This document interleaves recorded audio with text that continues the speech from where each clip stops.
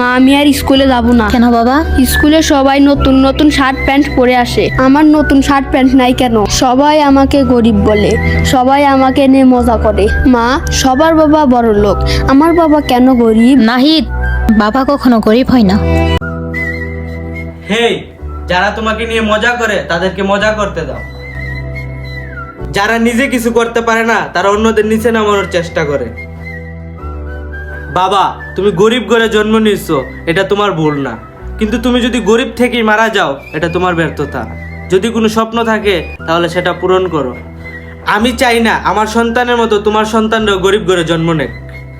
আমি চাই না আমার সন্তানের মতো তোমার সন্তানরাও গরিব ঘরে জন্ম নেক।